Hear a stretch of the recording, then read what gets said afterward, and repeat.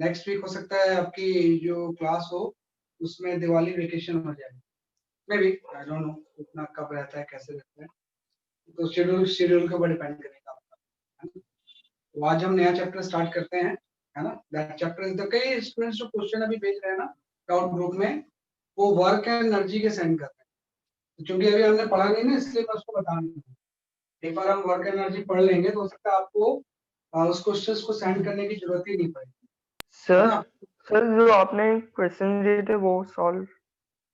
अच्छा, वो जो फ्लूइड वाले दिए थे, यस सर।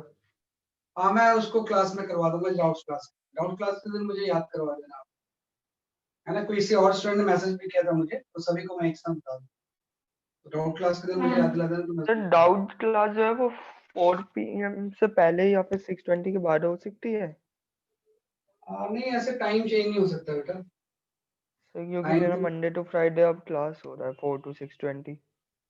अच्छा चलो वो देखते तो हैं भी बाद में, भी फिलहाल वही रहेगा, है ना? वो कोई नहीं, आप उसमें पर्सनली मैसेज करके पूछ, है ना? पर्सनली मैसेज कर देना अपने डाउट्स, तो उसको मैं एड्रेस कर, ग्रुप में मत भेजना, पर्सनल मैसेज भेजना। चलो आज जो हम स्टार्ट करते हैं ना chapter, we start the work, energy and power, है ना? यहाँ पे जो नेक्स्ट चैप्टर हम स्टार्ट करते हैं, we start the work, energy and power, energy and power, ये हम start, we start with the work, energy and power. ये भी वही चीज है कि 11th में सेम चैप्टर आपके हैं, जैसे laws of motion and motion है, वैसे वर्क, एनर्जी, पावर भी आपके 11th के सिलेबस का एक चैप्टर है, राइट? तो देखो नॉर्मल लाइफ में जो वर्क की डेफिनेशन होती है वो डिफरेंट होती है। नॉर्मल लाइफ में work include mental work also, physical work also, बहुत सारे चीजें होती है। फिर उसमें नॉर्मल जो लाइफ में वर्क की डेफिनेशन होती है, वो तो मेंटल वर्क भी होता है, फिजिकल वर्क भी होता है, बहुत सारी चीजें। लेकिन जो साइंस के टर्म्स में वर्क की डेफिनेशन है, अगर मैं साइंस की लैंग्वेज में वर्क को डिफाइन करूँ, तो आज हम वर्क के ऊपर ही फोकस करेंगे। फोर्स इनटू डिस्प्लेसमेंट, अगर हम हाँ, किसी चीज पे अगर हम पुश करते हैं और वो मूव करती है बिल्कुल तब हम उसको वर्क कहते हैं साइंटिफिक टर्म में। बिल्कुल बिल्कुल, हम वर्क जब भी हम डिफाइन करेंगे नॉर्मली, तो हम वर्क को इस तरह से डिफाइन करते हैं, work is transfer of energy, है ना? कि work is transfer of energy, right, by means of force, energy by means of force, right? कि भाई किसी फोर्स की वजह से जो सर तो ट्रांसफर, फिर मेंटल वर्क को भी ले सकते हैं हाँ सर, क्योंकि उसमें भी तो एनर्जी से होगा। एक्सक्यूज मी सर, वेट करो, फिर आप सर लोग आपने लास्ट क्लास में सर एक क्वेश्चन दिया था, आप लोग सर आपने अपना लास्ट क्लास में एक क्वेश्चन दिया था, आपने मेरे आप को अगली क्लास में बताओगे। बेटे बीच बीच में मत देखो, बाद में मैं डिस्कस करूंगा, एक बार टॉपिक स्टार्ट करो तो पैसेज के साथ सुन के इसको पढ़ो, है ना? बीच में बिल्कुल नहीं बोलना, है ना? यहाँ पे जाएगा work is transfer of energy by means of force, कि जब भी आपकी फोर्स की वजह से कोई एनर्जी का ट्रांसफर होती है तो उसी को हम क्या बोलते हैं, जैसे कि आपकी वर्क, साइंटिफिक टर्म्स में। तो वर्क के लिए दो चीजें जरूरी हैं, एक तो there should be a force, कि भाई जब भी साइंस या फिजिक्स पर वर्क होगा तो यहाँ पे दो चीजें जरूरी हैं, there should be a force, कि भाई कोई फोर्स अप्लाई होना चाहिए, और दूसरी चीज होती है कि डिस्प्लेसमेंट होना चाहिए, है ना? भाई डिस्प्लेसमेंट, राइट, ऑफ बॉडी, भाई जब भी कोई वर्क होगा तो दो चीजें जरूर इन्वॉल्व होगी, फोर्स एंड डिस्प्लेसमेंट, है ना? तभी हम बोलेंगे कोई वर्क हुआ है ना? कि फोर्स लगेगा, और फोर्स की वजह से ट्रांसफर ऑफ एनर्जी तभी होगी जब बॉडी का क्या होगा, जैसे कि आपका डिस्प्लेसमेंट। तो वर्क की डेफिनेशन ये है, और वर्क के लिए दो चीजें जरूरी है, एक तो there should be a force, और दूसरी चीज क्या होगी, जैसे कि आपकी डिस्प्लेसमेंट ऑफ ए बॉडी, है ना? वैसे हम बोलते हैं कि जो वर्क होता है, अगर हम एकदम मैथमेटिकली डिफाइन करें तो सिंपल सा हम ऐसे डिफाइन करेंगे, यहाँ पे आपके सिंपल सा कोई ऑब्जेक्ट है, इस ऑब्जेक्ट के ऊपर आपने फोर्स अप्लाई, है ना? और इसका इस डायरेक्शन में कुछ डिस्प्लेसमेंट हो गया, इस डायरेक्शन में इसका डिस्प्लेसमेंट कितना हो गया, जैसे कि आपके ऐसे, है ना? तो डिस्प्लेसमेंट वेक्टर को मैंने ऐसे शो कर दिया, ये आपका फोर्स वेक्टर है, ये डिस्प्लेसमेंट वेक्टर है, एंड फोर्स और डिस्प्लेसमेंट के बीच में जो एंगल है वो थीटा है ना? कि फोर्स एंड डिस्प्लेसमेंट के बीच में एंगल जो है वो क्या है, इसलिए आपका थीटा है। तो प्रॉपर डेफिनेशन ऑफ वर्क ये होगी कि वर्क जब भी हम फिजिक्स में डिफाइन करेंगे तो वर्क इज इक्वल टू हो जाएगा force into displacement into cost. ये पूरी डेफिनेशन है। अब तक जो आप पढ़ते आ रहे थे वो भी सही था कि work is equal to force into displacement होता है। लेकिन बहुत प्रॉपर अगर हम देखें तो एक एंगल भी इन्वॉल्व हो जाएगा। वर्क की वैल्यू हो जाएगी force into displacement into angle between the force and displacement. इसमें जो ध्यान रखना कि जो थीटा है ना, this theta is the angle between right force and displacement. तो सर अगर ये एंगल 0 डिग्री है तो फिर सर हमारा मैं बोल रहा हूँ आगे आगे नहीं बोलो, अभी वेट करो, सब चीजें एक एक करके आएगी आपको, है ना। ओके यहाँ सॉरी पे वेट करो। हम यहाँ पे थीटा की बात करेंगे तो angle between the force and क्या हो जाएगा सबसे आपका डिस्प्लेसमेंट। जो भी आप पूछने जा रहे हो ना वो अभी मैं एड्रेस करूंगा सारी, है ना, कि थीटा क्या हो जाएगा angle between the force and displacement, है ना। तो वर्क के लिए तीन चीज फैक्टर इंपॉर्टेंट हो गए। फोर्स आ गया जो आपने इस तरह से अप्लाई कर दिया, एक डिस्प्लेसमेंट आ गया जो कि मीटर में हम लिखेंगे, और यहाँ पे एक एंगल आ गया भाई थीटा जो होगा angle between the force and displacement हो जाएगा। और हम जानते हैं कि जो वर्क की यूनिट होती है वो 1 जूल होती है ना भाई। जब भी हम वर्क की अगर हम एसआई यूनिट की बात करें तो एसआई यूनिट ऑफ वर्क जो होती है एसआई यूनिट इज जूल, है ना। जेम्स प्रेस्कॉट जूल के ऑनर में वर्क की जो एसआई यूनिट होती है वो क्या होता है आपकी जूल, है ना। और जूल की डेफिनेशन हम जानते हैं कि जूल की सिंपल सी डेफिनेशन हो जाएगी कि amount of work done, amount of work done, है ना, कि भाई amount of work done right if 1 newton force right displaces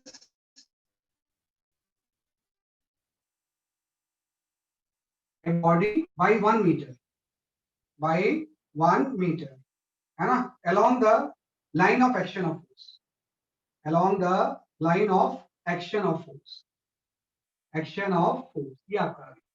तो जब भी हम यहाँ पे डिफाइन करेंगे डिस्प्लेसेस के बाद what is the क्या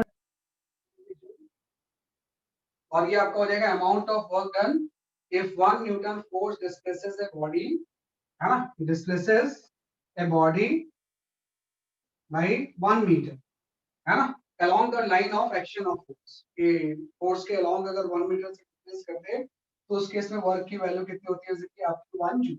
फिर अभी आपने बोला है कि सिर्फ फोर्स इनटू डिस्प्लेसमेंट वर्क नहीं होगा बल्कि फोर्स एंड डिस्प्लेसमेंट का एक एंगल का फैक्टर दिया जाए कि अगर हम एंगल चेंज करें तो भी वर्क की वैल्यू क्या होगी, चेंज होगी। क्योंकि शुरू के पोस्टर में मैंने शो किया था तीन केसेस थे, एंगल थीटा था और उस दूसरे केसेस में एंगल हम क्या कर रहे थे, चेंज कर, है ना। तो जूल की डेफिनेशन ये है कि जो फोर्स जो हम लगाएंगे अगर हम डिस्प्लेसमेंट के अलोंग लगाएंगे और अगर 1 न्यूटन फोर्स 1 मीटर से बॉडी को डिस्प्लेस कर रहा है तो उस केस में अमाउंट ऑफ वर्क डन जो होता है वही क्या होता है जैसे कि आपका 1 जूल, है ना। अब एक चीज आ गई कि इस डेफिनेशन के अकॉर्डिंग एफएस cos थीटा हो गया और ये जो एफएस cos थीटा होगा it can be positive also, it can be negative also और it can be zero also. वे वर्क पॉजिटिव नेगेटिव जीरो कुछ भी हो सकता है क्योंकि आपको पता है when theta is less than 90 degree, किसी केस में अगर थीटा लेस देन 90 डिग्री है तो आपको पता है कि अगर थीटा की वैल्यू 90 डिग्री से कम है तो उस केस में cos थीटा पॉजिटिव होता है कि 90 डिग्री से अगर कम है तो cos थीटा की वैल्यू क्या होगी, पॉजिटिव। और अगर cos थीटा पॉजिटिव होगा तो वर्क की वैल्यू भी क्या हो जाएगी, पॉजिटिव। तो जब भी फोर्स और डिस्प्लेसमेंट के बीच में जो एंगल है अगर वो एक्यूट बन रहा है तो उस केस में वर्क की वैल्यू क्या होती है, जैसे कि आपकी पॉजिटिव।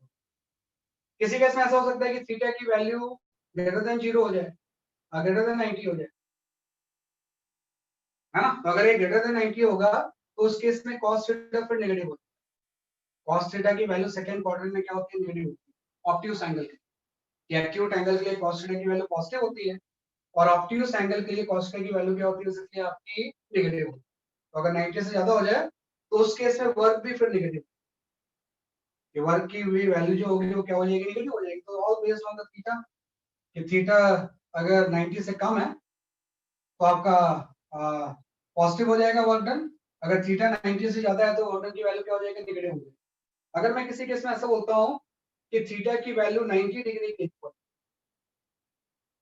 है ना, तो आपको पता है cos 90 तो 0 होता है, वर्क डन 0 है इसकी वैल्यू कितनी होती है, 0 होती है। है ना, और cos थीटा 90 का मतलब हो जाएगा force is perpendicular to the displacement, है ना, कि जब भी फोर्स एंड डिस्प्लेसमेंट परपेंडिकुलर तो cos 90 अगर 0 होगा तो वर्क की वैल्यू भी क्या हो जाएगी 0। समझो सर कि अगर फोर्स एंड डिस्प्लेसमेंट है तो वर्क को कोई जरूरत नहीं है ना, कि अगर फोर्स भी है और डिस्प्लेसमेंट भी है, अगर उस केस में दोनों के बीच में एंगल 90 डिग्री, तो उस केस में बॉर्डन की क्या होती है, एक्सक्यूज मी सर, तो सिंपल चीज है कि जब भी आपको फिजिक्स सर बुक में वर्क का स्केलर क्वांटिटी दिया है,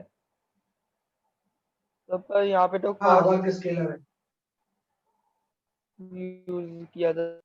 स्केलर क्वांटिटी नेगेटिव हो सकती है, scalar quantity can be negative, scalar sir पर क्वांटिटी कैन स्केलर बी में तो नेगेटिव। डायरेक्शन का कुछ रहता ही नहीं है, तो फिर एंगल का कैसे आ गया? बात नहीं समझ रहे मेरी कि जो एंगल है ना वो कोई किसी वर्क की डायरेक्शन थोड़ी है, वर्क की डायरेक्शन थोड़ी ओके है, सर, वर्क उस पर ओके डिपेंड सर, करता है ना, वर्क की वो डायरेक्शन है, we can not assign the work any direction कि इस डायरेक्शन में वर्क है।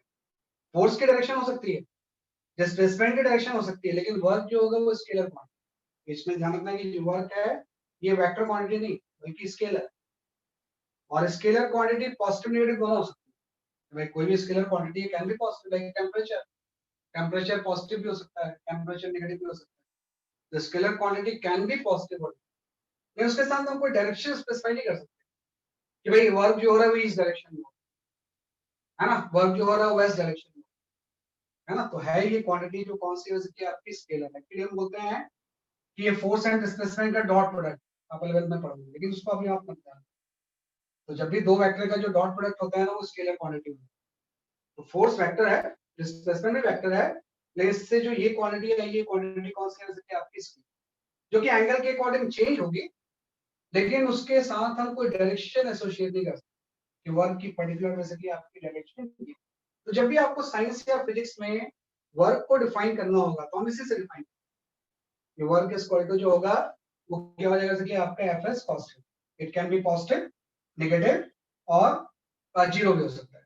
मोस्ट ऑफ द केस में क्या होता है कि जीरो या 180 degree angle he, most of the case में जो एंगल होगा वो आपका या तो 0 डिग्री हो जाएगा या 180 डिग्री होगा। जैसे कि मैंने ऐसा बोला कि भाई किसी केस में ये कोई बॉडी है, इसके ऊपर हम फोर्स लगा रहे हैं इस डायरेक्शन में और डिस्प्लेसमेंट भी इसके अलोंग ही हो रहा है, तो force and displacement same direction में है ना, तो अब इस केस में थीटा की वैल्यू 0 डिग्री हो जाएगी, तो अगर थीटा की वैल्यू 0 डिग्री हो जाएगी तो cos 0 1 होता है, वर्क की वैल्यू सिंपल एफ है ना। किसी केस में हम ऐसा लगा सकते हैं फोर्स, भाई फोर्स तो है आपका इस तरफ लेकिन डिस्प्लेसमेंट राइटवर्ड होगा, है ना, कि फोर्स लेफ्टवर्ड है और डिस्प्लेसमेंट किस तरफ हो रहा है, वैसे कि आपका राइटवर्ड, तो उस केस में आपको होता है थीटा 180 डिग्री हो जाएगा,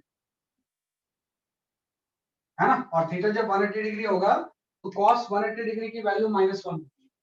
आप फोर्स लिखोगे डिस्प्लेसमेंट लिखोगे, लेकिन यहाँ पे 180 डिग्री लिखोगे तो cos 180 डिग्री कितनी होती है, -1।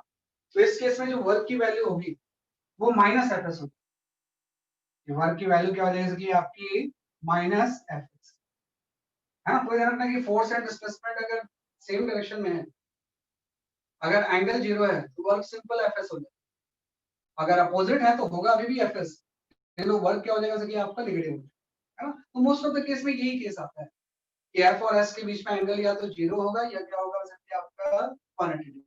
तो यहाँ से एक सिंपल सा वर्क निकालने का ना, और ये जो भी हम वर्क पढ़ रहे हैं ना, we are studying the work done by constant force, ये अभी हम वेरिएबल फोर्स की बातें नहीं कर रहे, ये जो भी हम वर्क निकाल रहे हैं this is the work done bye a constant force, है ना, जो भी हम ये वर्क पढ़ रहे हैं we are studying the work by constant force, constant force, कोई भी फोर्स अगर कांस्टेंट है, जैसे अगर आपने 10 न्यूटन लगाया 10 न्यूटन ही लगा, वो चेंज नहीं हो रहा है, तो उस केस में एफएस cos थीटा होता है और सिंपल हम ऐसे वर्क निकाल सकते हैं, है ना। तो जो कांस्टेंट फोर्स होगा ना, तो सिंपल सा थोड़ा ध्यान दो कि अगर जो आपकी मेन डेफिनेशन है उसको अगर मैं थोड़ा सा ध्यान दूं, तो आपने बोला वर्क इक्वल टू जो होता है ना, ये आपने बोला फोर्स है, और ये आपका डिस्प्लेसमेंट वेक्टर हो गया और इसके बीच में जो एंगल है वो 90 थीटा डिग्री।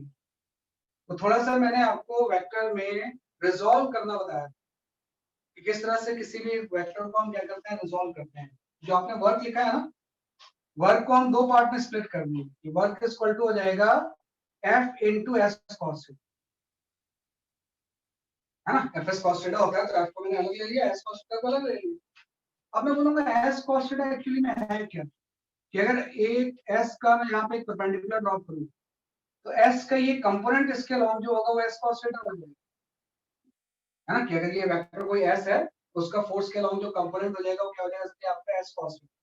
तो वर्क की सबसे सिंपल जो डेफिनेशन होती है कि वर्क इज इक्वल टू होता है force into displacement, right, in the direction of force, या displacement along the force, along the force. ये सबसे अच्छी डेफिनेशन है कि जब भी आप एक्सक्यूज मी सर, तो वैसे तो हम लिखेंगे कि वर्क की वैल्यू होती है एफ एस कॉस थीटा, लेकिन ज्यादा अच्छा डेफिनेशन है कि फोर्स को आप ऐसे लिख लो और एस कॉस थीटा को आप क्या करो, कंपोनेंट ऑफ डिस्प्लेसमेंट, और कंपोनेंट ऑफ डिस्प्लेसमेंट किसके अलोंग है, फोर्स के अलोंग। तो इसलिए कई बार हम वर्क को जब डिफाइन करेंगे ना तो सिंपल ये लिख देंगे कि वर्क इज इक्वल टू हो जाएगा force into displacement along the force.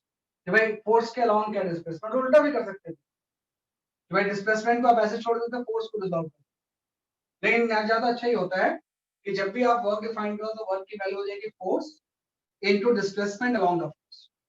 भाई फोर्स डिस्प्लेसमेंट इधर हो रहा है उससे मुझे मतलब नहीं, इसका कंपोनेंट आपको लेना है किसके अलोंग, जिस डायरेक्शन में फोर्स है। हाँ, तो जब भी हम ऐसा करेंगे तो उससे अपने आप इसमें क्या आ जाएगा, जैसे आपका वर्क डन। तो जब भी कोई कांस्टेंट फोर्स होगा तो हम इससे भी वर्क की वैल्यू कैलकुलेट कर सकते हैं कि भाई कितने जूल का बेसिकली आपका वर्क डन हो रहा है, राइट। तो लिख लो आप इसे। हाँ बताओ क्या पूछ रहे थे आप।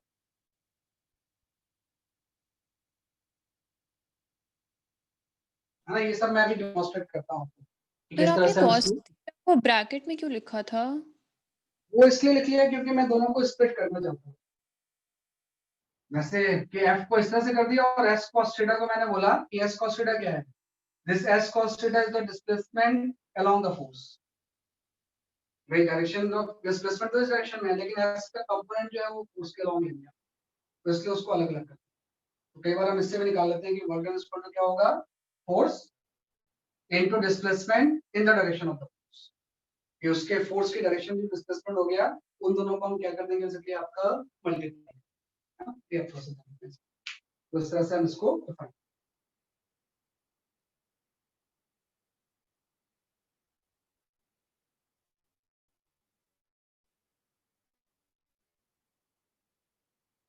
है ना। तो ये जस्ट आपने इसमें क्या किया, डिफाइन कर दिया, ठीक है ना। तो जैसे कि मैं इसको अगर एग्जांपल लूं एक, तो मैं कोई क्वेश्चन ऐसे, अब एक चीज और भी आ जाती है, ये तो वर्क डन आपने निकाला है कांस्टेंट फोर्स की वजह से, लेकिन फोर्स किसी केस में वेरिएबल भी हो सकता है। ऐसा फोर्स हो सकता है जो कि टाइम के साथ हो सकता है चेंज हो रहा होगा, ऐसा फोर्स हो सकता है जो कि डिस्प्लेसमेंट के साथ चेंज हो रहा है, तो उसी को हम बोलते हैं वेरिएबल। तो जब भी आप ये निकालोगे how to calculate the work done by the variable, दोनों मैं आपको बताऊंगा। ये तो कांस्टेंट के लिए आपका सिंपल एफएस कॉस थीटा। जब मैं यहाँ पे ये निकालूंगा कि व्हाट इज द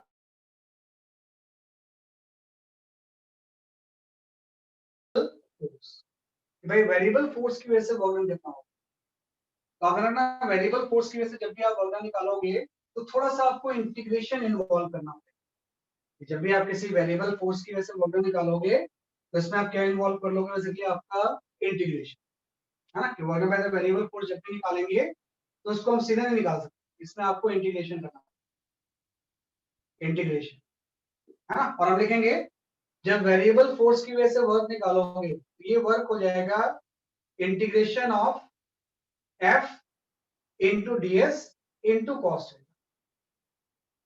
है ना। वही चीज आ गई कि फोर्स तो एफ आ गया जो कि वेरिएबल है, आप डीएस स्मॉल डिस्प्लेसमेंट ले लिया और दोनों के बीच में एंगल सर कितना हो डीएस क्या है? गया। डीएस में बताता हूँ क्या होता है एक्चुअली में, कि जैसे आपका वेरिएबल फोर्स है ना, वो तो फोर्स चेंज होता रहेगा। तो आपने कोई फोर्स यहाँ पे लगाया, है ना, और इससे बॉडी को आपने बहुत छोटे से डिस्प्लेस कर, small displacement. ds is the small displacement, small displacement, है ना, कि भाई ds जो होगा वो क्या हो जाएगा कि आपका स्मॉल डिस्प्लेसमेंट हो जाएगा, कि बॉडी यहाँ पे थी, बहुत छोटे से एंगल से डिस्प्लेस हो गई, डिस्टेंस से, मतलब इतना कम डिस्प्लेसमेंट हुई कि फोर्स चेंज नहीं हो पाया उस टाइम, उस पर्टिकुलर स्टैंड में फोर्स चेंज नहीं हो पाया। तो अगर मैं ऐसा बोलूं कि भाई इस फोर्स और स्मॉल डिस्प्लेसमेंट के बीच में जो एंगल है वो थीटा है, तो मैं जब वर्क लिखूंगा कि छोटे से डिस्प्लेसमेंट के वर्क डन कितना होगा, तो मैं लिखूंगा dw, क्योंकि डिस्प्लेसमेंट बहुत छोटा है तो वर्क भी छोटा होगा। कभी भी कोई चीज की बहुत छोटी क्वांटिटी होती है तो उसको हम dw एंड ds से शो करते हैं। तो आपको पता है इस केस में वर्क की डेफिनेशन वही हो जाएगी कि force into displacement into cos theta.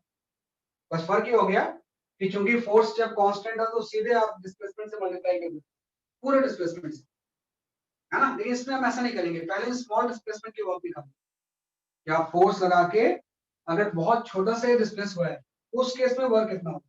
लेकिन आपको पता है ऐसे धीरे धीरे डिस्प्लेस होता जाएगा, तो बहुत सारे डिस्प्लेसमेंट होंगे छोटे छोटे इसके, है ना। तो अगर मुझे टोटल वर्क निकालना है तो इंटीग्रेट करके तो आएगा, क्योंकि इंटीग्रेशन का जो मेन पर्पस था वो summation of large number of small quantity, कि जब भी छोटी छोटी क्वांटिटी को हम ऐड करते हैं तो उसके लिए हम क्या यूज करते हैं, इंटीग्रेशन।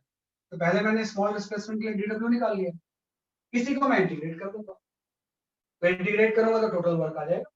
तो टोटल वर्क की जो वैल्यू आ जाएगी वो इंटीग्रेशन ऑफ क्या आ जाएगी, f into D S into cos, और इसमें आप ds की लिमिट हो जाएगी, है ना। ये हो सकता है कि यहाँ पे तो डिस्प्लेसमेंट 0 है और 0 से हो सकता है कि टोटल डिस्प्लेसमेंट आपको s कोई करना है, कि टोटल डिस्प्लेसमेंट कितना करना है, वैसे कि आपको s करना है, तो आप यहाँ पे लिमिट ले लोगे कि डिस्प्लेसमेंट की जो लिमिट होगी वो 0 से कहां तक हो जाएगी, s तक, है ना। तो लिमिट का मतलब वही होता है कि यहाँ से हमने स्टार्ट किया, डिस्प्लेसमेंट 0 था, छोटा सा डिस्प्लेसमेंट करके पहले dw निकाला, ऐसे से बहुत छोटे छोटे मॉडल होंगे, और टोटल डिस्प्लेसमेंट अगर s हो गया तो 0 से s तक इंटीग्रेट करेंगे तो टोटल वर्क आएगा। तो जब भी आपको वेरिएबल फोर्स दिया हो, ऐसा फोर्स जिसको कि हम कांस्टेंट नहीं बल्कि वेरिएबल है, मे बी टाइम के साथ चेंज हो रहा है, किसी भी चीज के साथ चेंज हो रहा है, तो उस केस में वर्क हम सीधे नहीं निकाल सकते, हम सीधे नहीं बोल सकते एफ एस कॉस। उसमें पहले हम छोटा सा वर्क निकालेंगे फिर हम उसको इंटीग्रेट करेंगे। दो ही फॉर्मूले होते हैं वर्क के, एक तो ये जो कि हम वेरिएबल फोर्स में यूज करते हैं, और दूसरा आपका ये, है ना, कि वर्क की जो वैल्यू होगी कांस्टेंट फोर्स के लिए वो क्या हो जाएगा, इसलिए आपका सिंपल एफ एस कॉस। इसमें किसी इंटीग्रेशन की जरूरत, अगर कांस्टेंट फोर्स है तो सिंपल हम वर्क कैसे निकालेंगे, एफ एस कॉस। वेरिएबल है तो उस केस में आप क्या करोगे, इसलिए आपका इंटीग्रेट, है ना। तो अभी इंटीग्रेशन को हम ड्रॉप करते हैं, पहले मैं इस पर फोकस करता हूँ, क्वेश्चन हम उसके भी करेंगे, है ना, क्योंकि मैंने हमेशा आपको बोला है कि जब कोई चीज आप टॉपिक पढ़ रहे हो तो टॉपिक को ब्रेक करके पढ़ने का फायदा थोड़ी होता है कि अभी हम ये पढ़ लेंगे बाद में हम ये पढ़ेंगे, ऐसा थोड़ी होता है। जब कोई चीज पढ़ रहे हो, एक नाम आ गया वर्क पावर एनर्जी, फिर आपको पूरा आना चाहिए, है ना, उसको हम ब्रेक करके बहुत ज्यादा पढ़ने का फायदा नहीं। अब एक चीज आ गई कि जब भी आपसे कोई अगर ये पूछे ना कि कैलकुलेट द वर्क डन, तो ये क्वेश्चन ही गलत है ना, कि आपसे ये पूछे कि इस सिचुएशन में कैलकुलेट वर्क डन, है ना, तो ये क्वेश्चन गलत होता है, ऐसा कोई आपसे पूछ नहीं सकता कैलकुलेट वर्क डन। ये क्वेश्चन एक्चुअली में इनकम्प्लीट है, ये स्टेटमेंट इनकम्प्लीट। इनकम्प्लीट इसलिए है क्योंकि जब भी आपसे वर्क डन पूछा जाएगा तो इमीडिएट आपका क्वेश्चन होना चाहिए बाय विच फोर्स, कि जो हम वर्क निकाल रहे हैं हम किस फोर्स की वजह से निकाल रहे हैं, तो बिना फोर्स को मेंशन किए हम वर्क निकाल ही नहीं सकते, क्योंकि फोर्स की वजह से जो एनर्जी ट्रांसफर होता है उसी को तो हम वर्क बोल रहे हैं। तो बिना फोर्स को वर्क किए हम वर्क निकाल ही नहीं सकते। तो जब भी आपसे कोई बोलेगा ना कैलकुलेट द वर्क डन, तो वो स्टेटमेंट इनकम्प्लीट है, हमेशा आपका क्वेश्चन ये होगा calculate the work done by which force. भाई सिस्टम में अगर बहुत फोर्स लग रहे हैं तो किस फोर्स से मुझे वर्क निकालना है ना। एज फॉर एग्जांपल, जैसे कि अगर मैं अभी कांस्टेंट फोर्स ही लेता हूं कि मैंने क्या किया, ये आपका कोई फ्लोर रफ है, this is a rough floor, और इसके ऊपर कोई ब्लॉक रखा हुआ है एम मास का, and this floor is rough. ये फ्लोर कैसा है, जैसे कि आपका स्मूथ नहीं रफ, आपने कोई फोर्स लगाया, F फोर्स, आपने किसी रस्सी से इसके ऊपर कोई फोर्स लगाया और ये जो एंगल है और ये जो एंगल है जिसपे आप फोर्स लगा रहे हो वो थीटा है और ये पूरी की पूरी बॉडी यहां से यहां पहुंची, इसका जो डिस्प्लेसमेंट हो गया वो S हो गया और ये जो बॉडी यहाँ पे थी वो यहाँ पे होगी, है ना। अब इस केस में सिर्फ ये F फोर्स इन्वॉल्व थोड़ी, और भी तो फोर्स है। आपको अगर इसका फ्री बॉडी डायग्राम लाएंगे ठीक तो इसमें वेट लगेगा, है ना। दूसरा यहाँ पे क्या लग जाएगा, जल्दी आपका एक नॉर्मल फोर्स, एक यहाँ पे वेट लग जाएगा, दूसरा क्या लग जाएगा, जल्दी आपका एक नॉर्मल फोर्स। और ये सरफेस रफ है ना, ये जो भी सरफेस हम ले रहे हैं ये सरफेस कैसा है, जल्दी आपका रफ। तो अगर ये सरफेस रफ होगा तो बैकवर्ड डायरेक्शन में एक फ्रिक्शन भी लग जाएगा, है ना, और फ्रिक्शन का नेचर काइनेटिक होगा Ft। आपको तो इसमें 4 फोर्स लग रहे हैं, F N वेट, है ना, और यहाँ पे लग जाएगा बेसिकली आपका काइनेटिक फ्रिक्शनल फोर्स। तो अगर आपसे कोई पूछे वर्क निकालो तो आपको मेंशन करना पड़ेगा किस फोर्स की वजह से, है ना। तो जैसे 1 by 1 में निकालता हूँ सारे फोर्स की वजह से, तो सबसे पहले मैं यहाँ पे ले लूंगा suppose what is the work done by the applied force, work done by applied force WF, कि जो हम फोर्स अप्लाई कर रहे हैं उसकी वजह से वर्क किया, जो हमने जिस फोर्स से उसको खींचा है वो तो सिंपल आ जाएगा। तो फोर्स F है, डिस्प्लेसमेंट S है, दोनों के बीच में एंगल थीटा है ना। तो work done by the applied force क्या हो गया, Fs cos थीटा हो गया। आपसे कोई पूछे कि find out the work done by the weight, आप क्या सोचते हो work done by the weight कितना होगा, वेट इस केस में कितना वर्क कर रहा है, 0। हाँ 0, बिल्कुल सही आंसर है। लेकिन वेट थोड़ी कोई वर्क कर रहा है, इसलिए वर्क नहीं कर रहा है क्योंकि वेट तो वर्टिकली डाउनवर्ड है और डिस्प्लेसमेंट हॉरिजॉन्टल है, तो cos इस तरह बीच 90। में एंगल पर 90 डिग्री हो गया ना। तो हम लिखेंगे यहाँ पे work done by the weight जो हो जाएगा वो आपका हो जाएगा, फोर्स टॉपिक की जगह पे आपने mg लिख दिया, डिस्प्लेसमेंट की जगह पे s आ गया, लेकिन यहाँ पे cos 90 डिग्री हो गया ना, तो cos 90 तो 0 होता है, तो work done by the weight इस केस में 0 होता है। तो कोई भी अगर फोर्स वर्टिकल लग रहा है और मूव आप हॉरिजॉन्टल कर रहे हो तो कोई वर्क नहीं होता। लाइक वो लेडी शुरू पोस्टर में वेट बैग होल्ड करके जो चल रही है, बैग का वेट तो डाउनवर्ड लग रहा है और डिस्प्लेस हॉरिजॉन्टल हो रही है, तो वर्क की वैल्यू उस केस में क्या होती है, 0। What is the work bye the normal force, normal force की वजह से क्या वर्क होगा, ये भी 0 हो 0। जाएगा 0 क्योंकि हमने फोर्स की जगह पे नॉर्मल रख दिया और डिस्प्लेसमेंट s हो गया, इसके बीच में भी एंगल 90 डिग्री, तो ये आपका भी 0 हो जाएगा। तो अप्लाइड फोर्स की वजह से work done Fs cos theta हो गया, वेट की वजह से इतना हो गया, नॉर्मल की वजह से 0।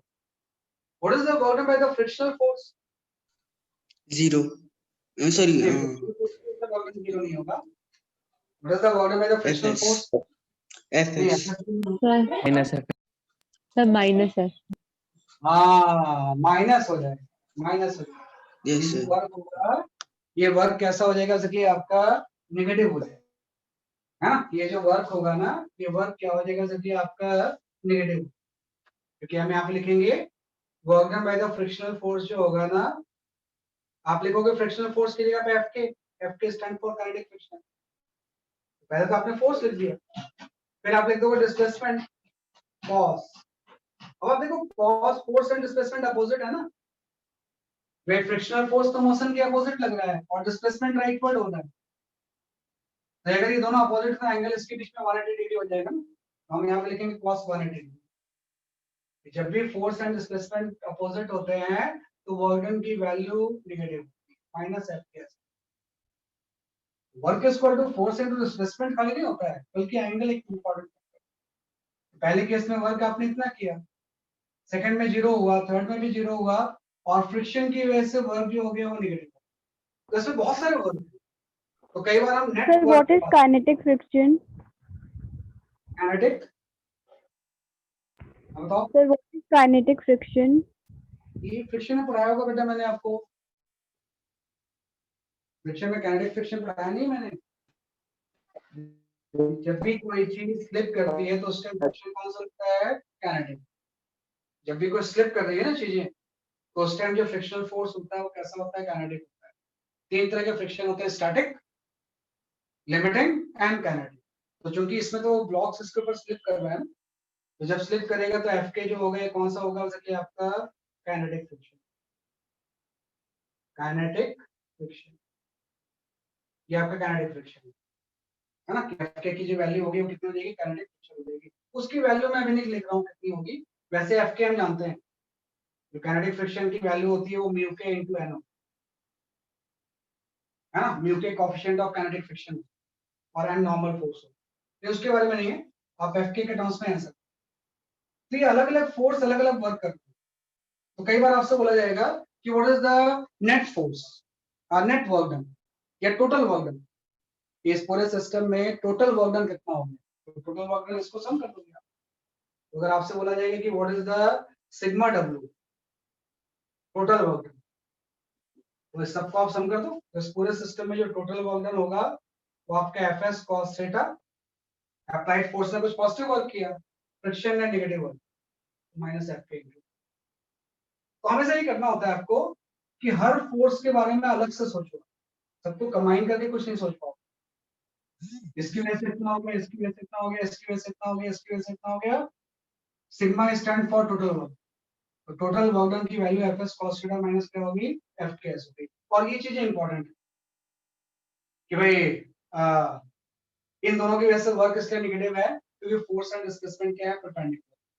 तो जब भी फोर्स एंड डिस्प्लेसमेंट परपेंडिकुलर होंगे तो वर्क की वैल्यू हमेशा क्या होगी, सकती है आपकी जीरो होगी, राइट।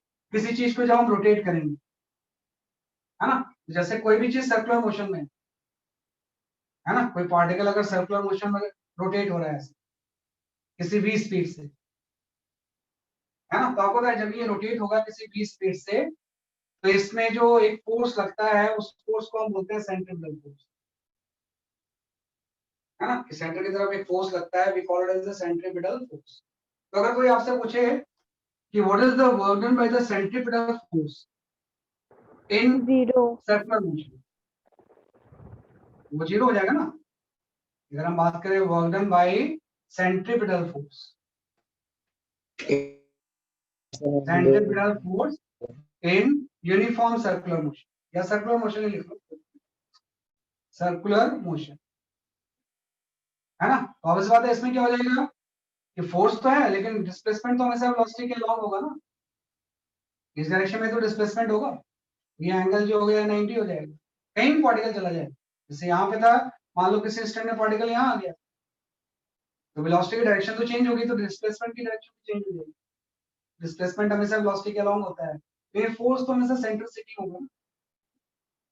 अभी तो इसको हम सेंट्रीपिटल फोर्स बोलते हैं, कि सर्कुलर मोशन में सेंटर की तरफ एक फोर्स लगता है, उसी को हम क्या बोलते हैं, सेंट्रीपिटल।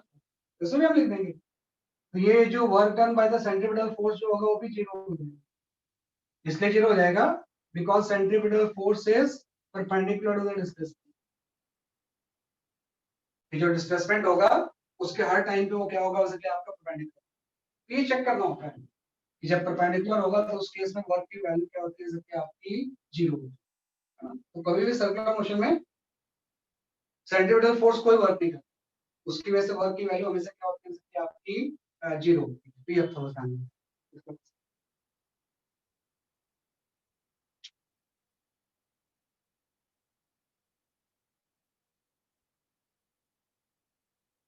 तो ऐसे एक एक फोर्स को आप पकड़ के सॉल्व करना, इसकी वजह से अलग निकाला, इसकी वजह से अलग निकाला, इसकी वजह से अलग निकाला, सबकी वजह से अलग निकाला, तो ये आपको बताना है किस तरह सर से हम आपने वर्क की एफ वैल्यू करते क्या लिखा है? हैं। क्या चीज? सर आपने डायग्राम में एफ के नीचे क्या लिखा है? कहाँ पे, किस जगह पे? यहाँ पे, इधर। तो सर्कल में। सर ये WN क्या है सर थर्ड्स में? अच्छा बताओ, देखो ये वाला ना FC, ये यस सर। FC का मतलब होता है F के नीचे सब्सक्रिप्शन में C जब लगा देते हैं ऐसे, तो इसको हम बोलते हैं सेंट्रीपिटल फोर्स। सेंट्रीपिटल फोर्स का सिंबल सेंट्रीपिटल फोर्स, FC का मतलब होता है सेंट्रीपिटल फोर्स। सर वो हाँ, तो WN क्या है राइट साइड में? सर सेंट्रीफ्यूगल फोर्स का क्या होगा? सेंट्रीफ्यूगल फोर्स की वजह से कोई वर्क जीरो होगा, वही परपेंडिकुलर ही होता है। ये सिग्मा वर्ड है बेटा, सिग्मा बोलते हैं। नहीं सर थर्ड में सर WN लिखा है ना आपने, ये sir WN work done by normal force. जैसे मैंने WF लिखा है तो work done by the applied force जो आपने अप्लाई किया था। WMG का मतलब हो जाएगा work done by the weight. WN का मतलब हो जाएगा work done by the normal force and WF का मतलब हो जाएगा work done by the frictional force. तो जिसकी वजह से वर्क निकाल रहे हैं वो नीचे लिख रहा हूँ, जस्ट अ सिंबल है ना। तो अलग अलग की वजह से वर्क डन हम कैलकुलेट कर रहे हैं। ये WN लिखने का मतलब होता है we have to calculate the work done by the normal force, है ना। तो हम लिखते हैं तो उसको थोड़ा सा कनेक्टेड रहता है तो ये हमने कर लिया इसमें, राइट।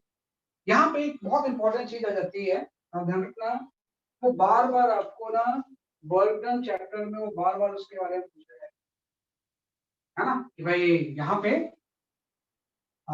जैसे कि बड़ा इंपॉर्टेंट सिचुएशन होता है उसको आपको ध्यान रखना, उसको आप खुद से सॉल्व करो कि आपने क्या किया ना।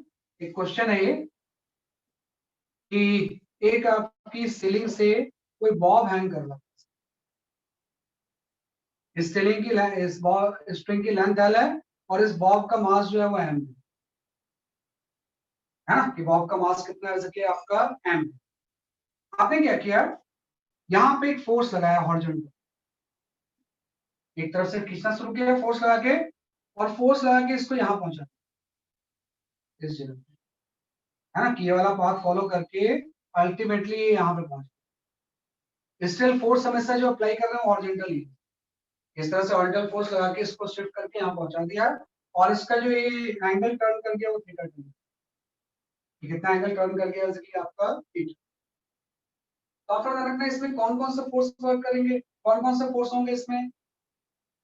एक तो आपने जो फोर्स अप्लाई किया, अप्लाइड इसके अलावा सर एक MG होगा MG एक और क्या होगा, और एक फ्रिक्शन भी होगा। नहीं फ्रिक्शन कहाँ होगा, सर ये टेंशन हवा में लगता है, टेंशन फोर्स। टेंशन हवा में लगता है, टेंशन फोर्स भी होगा। टेंशन फोर्स, स्ट्रिंग में टेंशन फोर्स भी है। तो तीन फोर्स लग गया ना, अप्लाइड फोर्स, टेंशन, mg, और इस तरह से आपने एक पाथ फॉलो करके इसको यहाँ से यहाँ पहुंचा। तो मुझे ये निकालना है कि इन तीनों इसमें केस में फ्रिक्शन ही लगेगा। फ्रिक्शन बेटा हवा में लटक रहा है, वैक्यूम में ले रहे हैं ओके हम सर, इसे। ओके जब सर। फ्रिक्शन का मतलब है कि सरफेस पे जब चीज स्लाइड करती है तो सरफेस पे स्लाइड थोड़ी कर रहे हैं, ये तो एयर में आएंगे। Yes sir. तो अगर आपको पूछा जाए what is the work done by the applied force, कितना होगा, work done by the mg कितना होगा, है ना, and work done by the tension कितना होगा पूरी जर्नी के लिए। तो ये आपको बताना है कि अप्लाइड फोर्स कितना वर्क करेगा, वेट कितना वर्क करेगा, और टेंशन फोर्स कितना वर्क, ये तीनों कितने वर्क करेंगे।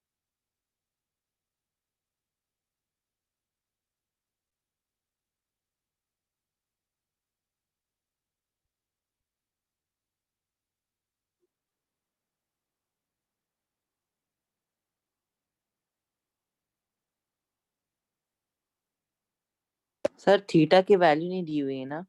नहीं, आपको सारा थीटा के आंसर थीटा के टर्म्स में है। आपको तीन चीजें दी हुई है, थीटा कितनी है, थीटा है, एल है, और mg भी दिया। आपका आंसर mg, एल और थीटा। ये डेफिनेशन आप हमेशा रखना कि एक शॉर्ट डेफिनेशन ये होती है work force into displacement, right, in the direction of force, in the direction of, S cos theta का मतलब यही तो होता है कि एस का कंपोनेंट फोर्स कहलाता है। एस cos थीटा का मतलब होता है एस का कंपोनेंट फोर्स कहलाता है।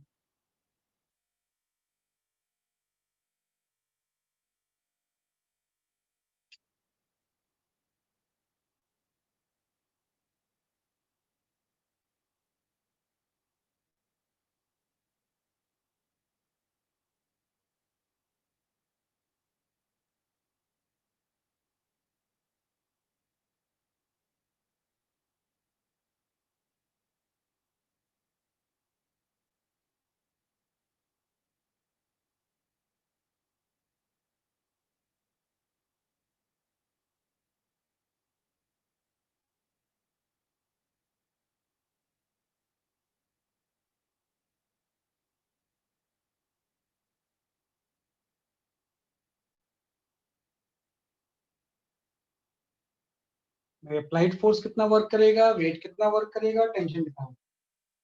तीनों फोर्स की वजह से अलग अलग वर्क आपको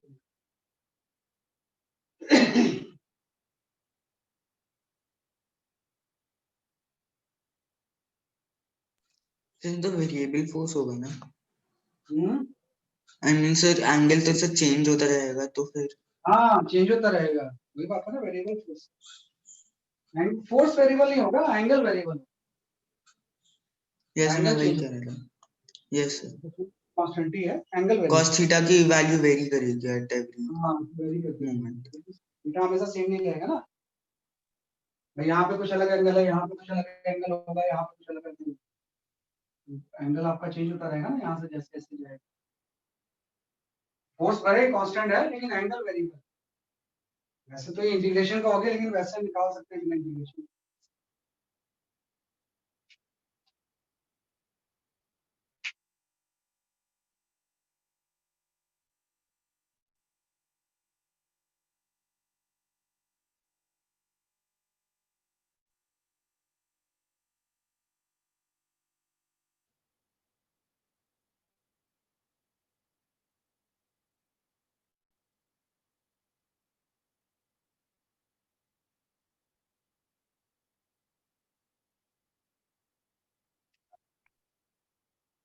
Sir, work done by T and mg 0. T तो सही है, एमजी की वजह से जीरो नहीं हो, है ना। टी तो आपका आंसर सही है, लेकिन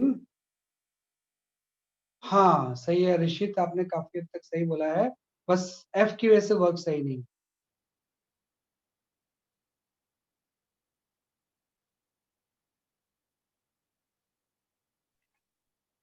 एकदम आसान चीज होती है, थोड़ा सा मामला आपको समझ जाएगा कि मैं इसको क्यों लिख रहा हूँ बार बार। वैसे तो अब तक मैं ये बोलता था कि भाई वर्क की value F S cos theta होगी, लेकिन अचानक से मैंने यहाँ पे एस कॉस थीटा की जगह पे ये लिख दिया। एस कॉस थीटा का जो मतलब होता है, S cos theta is the component of displacement in the direction of the force.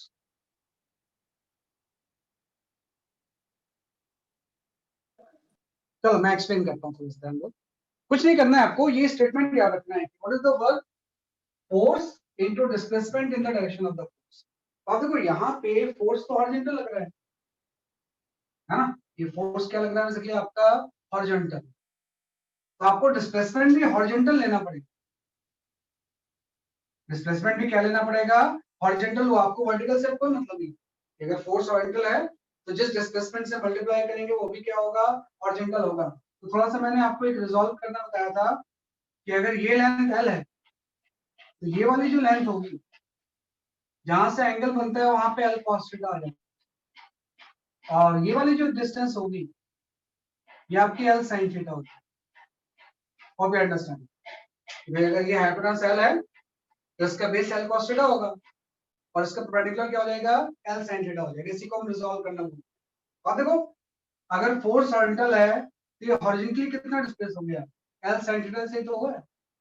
Vertical कितना हुआ उससे मुझे क्या मतलब, फोर्स के अलाउंग जो डिस्प्लेसमेंट है उसको मल्टीप्लाई करते हैं। मैं लिखूंगा इस केस में जो work done by the F होगा, work done by the applied force, वो सिंपल सा हो जाएगा फोर्स, और फोर्स के अलाउंग जो डिस्प्लेसमेंट हुआ है वो हो जाएगा F L sine. Applied force की वजह से वर्क किया गया, हाँ, this is the work done by the applied force जो होगा एफ एल साइन थीटा होगा, हाँ, क्योंकि दोनों सेम डायरेक्शन में है तो जो भी वर्क होगा वो पॉजिटिव होगा। सेम डायरेक्शन में cos जीरो एंगल होता है ना, और cos जीरो की वैल्यू 1 हो जाएगी।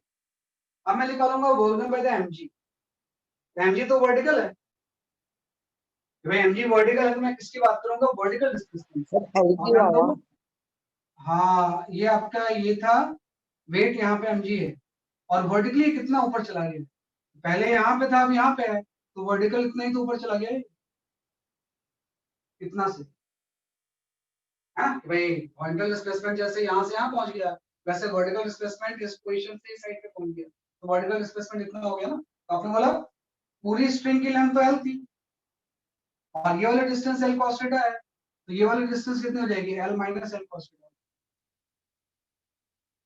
है ना। जैसे आपने बोला अगर ये एल है तो ये एल sin थीटा हो जाएगा, मल्टीप्लाई कर दिया। अगर ये एल है तो इतना डिस्टेंस एल cos थीटा है और पूरा एल था ना, ये डिस्टेंस जो होगा L minus L cos theta. तो हम लिखेंगे work done by the weight क्या हो जाएगा, आप यहाँ पे ऐसा लिखोगे weight into displacement along the weight, ये हो जाएगा L minus L cos theta, और बाहर में एक साइन माइनस आ जाएगा। माइनस साइन क्यों आ जाएगा यहाँ पे, बाहर में माइनस साइन क्यों होगा, वाई क्योंकि माइनस वो साइन क्या अपोजिट है।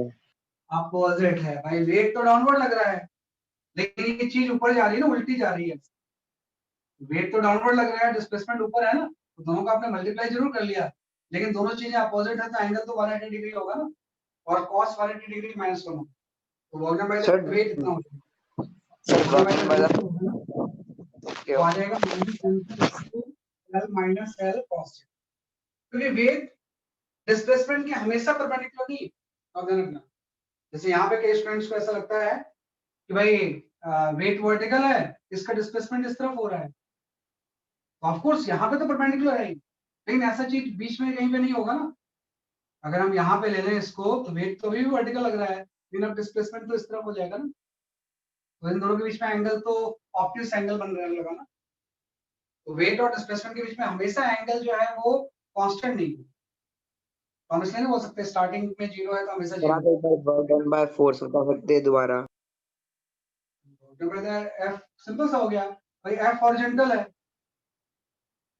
भाई एफ हॉरिजॉन्टल है ना, तो आप हॉरिजॉन्टल डिस्प्लेसमेंट से मल्टीप्लाई कर दिया, force into displacement in the direction of the force. Force अगर हॉरिजॉन्टल है तो आपने डिस्प्लेसमेंट भी क्या ले लिया, हॉरिजॉन्टल ले लिया, तो F into L sin theta आ गया। अगर फोर्स वर्टिकल है तो वर्टिकल डिस्प्लेसमेंट ले लिया, लेकिन इसमें क्या था, डिस्प्लेसमेंट और फोर्स सेम डायरेक्शन में थे तो ये वर्क पॉजिटिव था, लेकिन इसमें वेट डाउनवर्ड है, डिस्प्लेसमेंट ऊपर है तो नेगेटिव है ना। तो दो फोर्स वर्क कर रहे हैं, यहाँ से अगर यहाँ आया है तो अप्लाइड फोर्स ने इतना वर्क किया है, वेट ने इतना वर्क किया है, अब एक फोर्स आ जाएगा work done by the tension, वो कितना वर्क करेगा, तो वो 0 हो जाएगा, है ना। कि work done by the tension इस केस में क्या होगा, जैसे आपका 0 होगा, because tension is always perpendicular to displacement.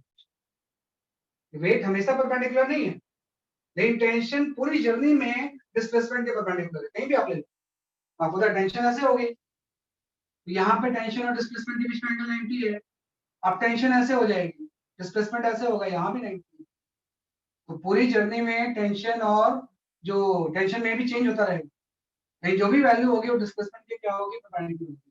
तो ये बड़ा एक पाथ ब्रेकिंग क्वेश्चन होता है, कई न्यूमेरिकल्स में सीधे सीधे यूज होता है, उसको ध्यान देना भाई। आपको किसी भी केस में जब कांस्टेंट फोर्स है तो वर्क निकालने का एक ही तरीका है, हॉरिजॉन्टल फोर्स है तो उसको आप हॉरिजॉन्टल डिस्प्लेसमेंट से मल्टीप्लाई करो, वर्टिकल फोर्स है तो उसको वर्टिकल डिस्प्लेसमेंट से मल्टीप्लाई करो।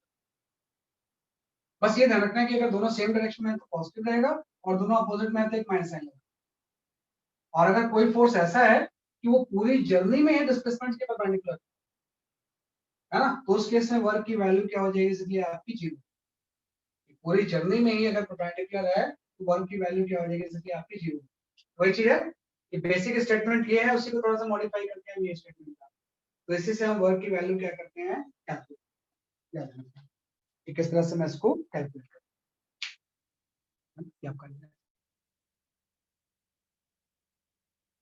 ये थोड़ा सा वर्क की थ्योरी काफी थोड़ी सी इंटरेस्टिंग सी होती है।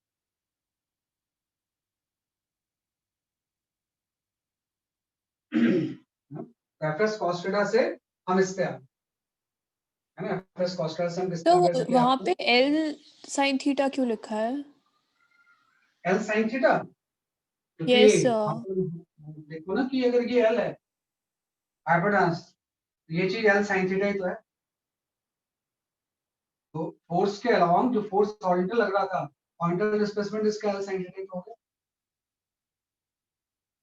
L sin थीटा तो ये होगा ना, फोर्स को हम डिस्प्लेसमेंट से मल्टीप्लाई करते हैं तो जो डिस्प्लेसमेंट होगा उससे मल्टीप्लाई कर देंगे, वो तो बेसिक डेफिनेशन में cos थीटा होता है, जब उसको यूज करेंगे तो अलग अलग भी हो सकता है। ये चीज और अगर आपने क्लास की होगी तो आपको क्लियर होगी कि भाई किसी भी इस तरह से ट्रायंगल बन रहा है, अगर ये एंगल थीटा है ना, तो अगर मुझे ये निकालना है कि ये हाइपोटेनस अगर L है तो इसका ये वाला एंगल थीटा है, अगर मुझे निकालना है बेस कितना होगा और परपेंडिकुलर कितना होगा तो मैं निकालना मुश्किल है। मैं यहाँ पे जब लिखूंगा cos थीटा तो cos theta equal to base upon hypotenuse हो जाएगा। तो बेस की वैल्यू आपकी l cos थीटा हो जाएगी।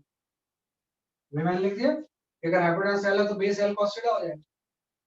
और यहाँ से अगर मैं sin थीटा लिखूं तो sin theta equal to perpendicular by hypotenuse होता है। तो यहाँ से परपेंडिकुलर की वैल्यू क्या होगी, इसलिए आपकी l sin थीटा होगी।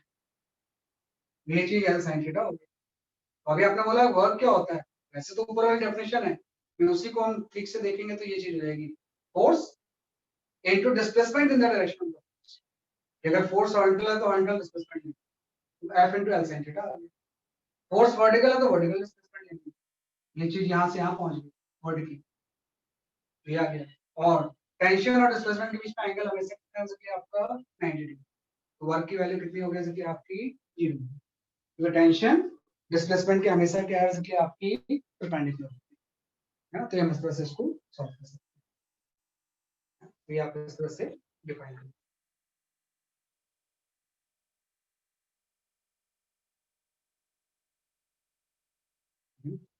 तो हम इस तरह से इसमें डिफाइन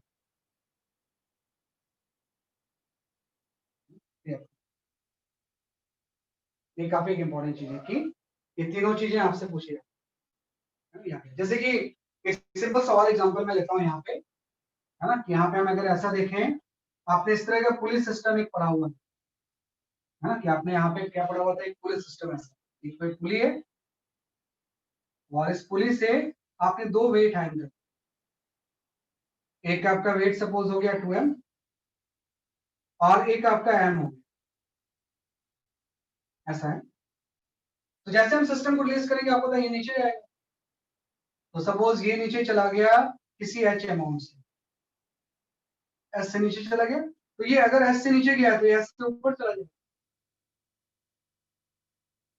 है ना। ये s से क्या चला जाएगा, जैसे कि आपका ऊपर चला जाएगा। तो आपको इस केस में ये बताना होता है कि find out right total work done on the system,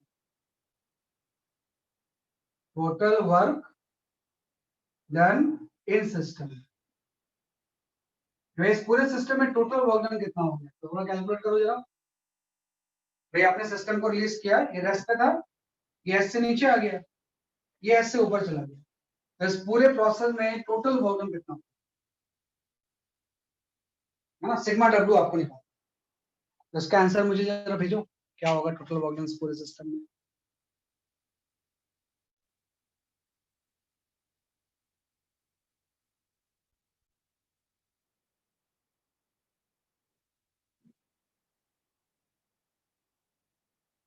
भाई फोर्स चलाएंगे, कौन कौन सा लाएंगे, इसके ऊपर 2mg लग जाएगा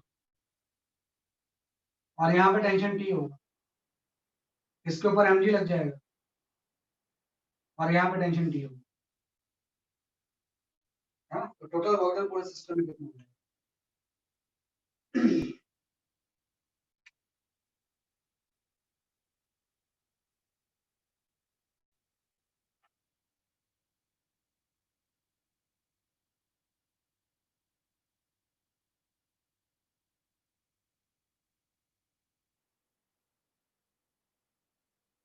साइन का ध्यान रखो सात्विक गुप्ता,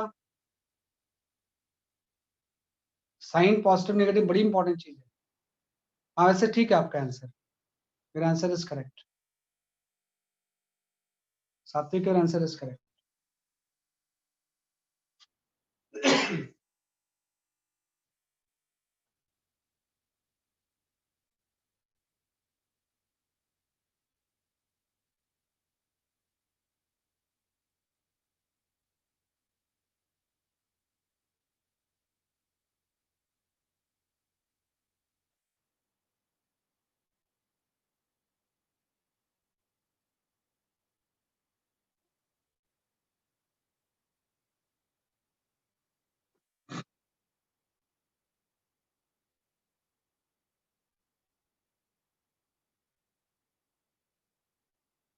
हाँ कुछ your answer is correct.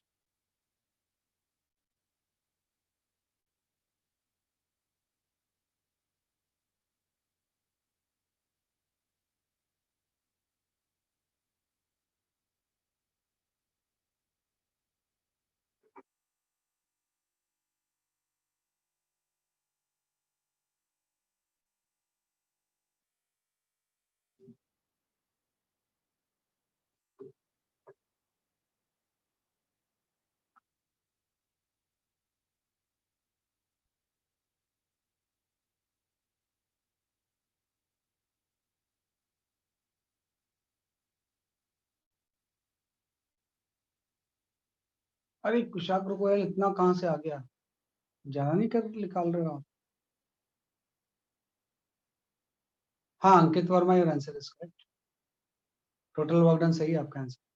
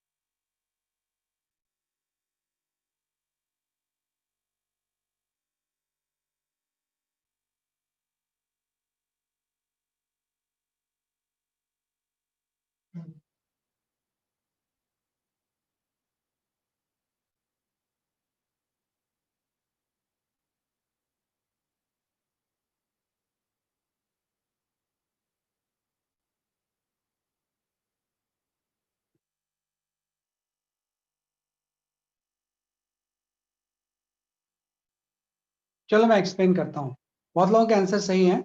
Actually में इसका जो आंसर है ना वो आपका है mgh। इस केस में जो टोटल वर्क होगा सिग्मा डब्ल्यू, ये आपका पॉजिटिव mgh होगा, पूरे सिस्टम में कुछ पॉजिटिव वर्क है ना। तो देखो मैं कैसे निकालूंगा, जब मैं सिग्मा डब्ल्यू निकालूंगा तो अलग अलग वर्क को ऐड करना पड़ेगा ना मुझे।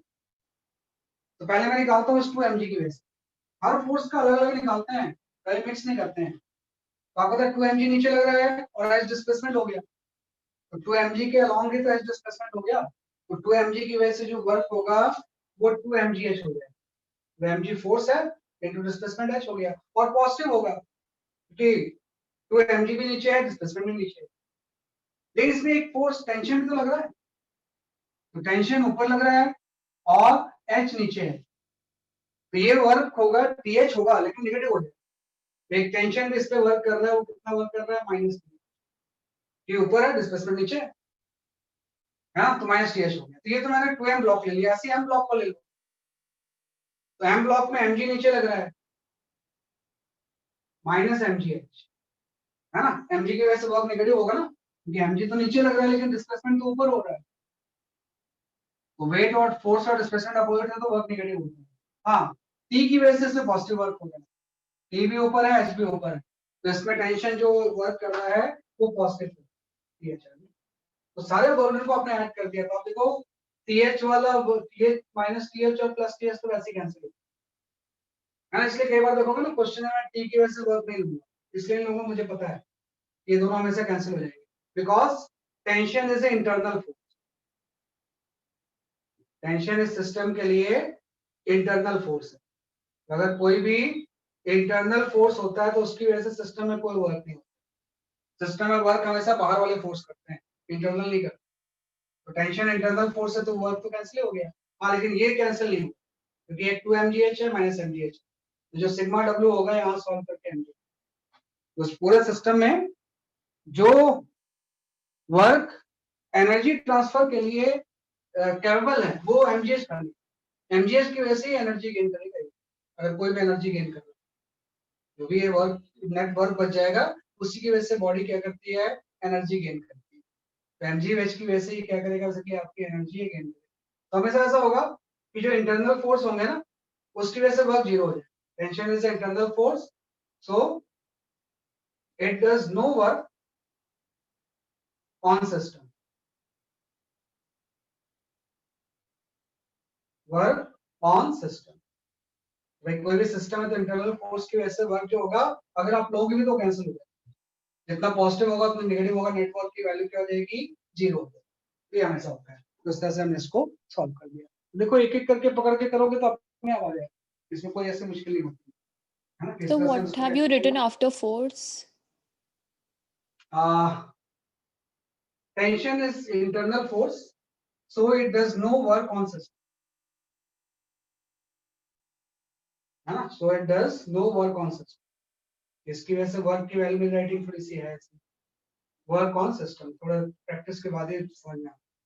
does no work on the system, है ना, तो इस तरह से हम इसको सॉल्व कर सकते हैं, है ना। एक और इंटरेस्टिंग चीज है इसमें, इस तरह से वर्क निकालने के बाद हम यहाँ पे जैसे आपने पढ़ा था ना काइनेमेटिक्स में बहुत सारे diagram, VT diagram, eighty diagram, है ना, ग्राफ बहुत सारे पढ़े थे। तो यहाँ भी हम एक ग्राफ बनाते हैं, force versus displacement graph, force versus displacement graph. हम यहाँ पे क्या बनाते हैं, फोर्स वर्सेस डिस्प्लेसमेंट ग्राफ, है ना, कि अगर मैं किसी बॉडी के ऊपर फोर्स लगा रहा हूँ, उसका डिस्प्लेसमेंट भी हो रहा है, तो मैं force versus displacement graph plot करता हूँ। तो मे भी फोर्स वेरिएबल भी हो सकता है, कांस्टेंट भी हो सकता है, कुछ भी करता है। मैंने कोई भी ग्राफ बनाया, y एक्सिस के लॉन्ग फोर्स, x एक्सिस के लॉन्ग डिस्प्लेसमेंट, फोर्स जो लिया है वो न्यूटन में लिया मैंने, और डिस्प्लेसमेंट जो लिया है वो मीटर में लिया है। तो मे भी कोई भी मेरा कर्व आ जाता है, फोर्स वर्सेस डिस्प्लेसमेंट ग्राफ कुछ ऐसा हो गया, है, फोर्स वर्सेस डिस्प्लेसमेंट ग्राफ क्या हो गया, जैसे कि आपका इस तरह से। और मुझे ये निकालना है कि पार्टिकल पहले उसका डिस्प्लेसमेंट s1 था और मूव करके अब s2 में पहुंचा। तो अगर ये फोर्स वर्सेस डिस्प्लेसमेंट ग्राफ है और पार्टिकल का डिस्प्लेसमेंट s1 से s2 हो गया है, तो how to calculate the work. हमेशा जानना कि जो वर्क डन होता है, work done is area